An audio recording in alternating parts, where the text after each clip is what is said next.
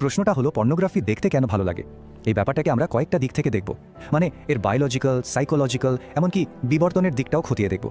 আচ্ছা, এই আকর্ষণের রহস্যটা বুঝতে গেলে সবার আগে আমাদের ডুব দিতে হবে ব্রেইনের ভেতরে, আর সেখানে আমাদের দেখা হবে একটা খুব পাওয়ারফুল কেমিক্যালের সাথে। এই কেমিক্যালটার নাম হলো ডোপামিন। একে অনেকেই ফিল গুড কেমিক্যাল বলে ডাকে, কারণ আমাদের ব্রেনের যে রিওয়ার্ড সিস্টেম বা পুরস্কার ব্যবস্থা আছে সেখানে এর ভূমিকা কিন্তু বিশাল। তো ব্রেনের এই রিওয়ার্ড সিস্টেমটা কিভাবে কাজ করে? এটা আসলে একটা 4 ধাপের চক্র। ধরুন কোনো নতুন যৌন উত্তেজক ছবি বা ভিডিও দেখার সাথে সাথেই ব্রেন ডোপামিন রিলিজ করে।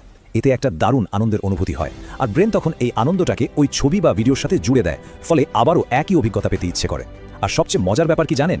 খুব সুস্বাদু খাবার খেলে বা কোনো কঠিন কাজ শেষ করলেও কিন্তু ঠিক একই ঘটনা ঘটে ব্রেনের ভেতর।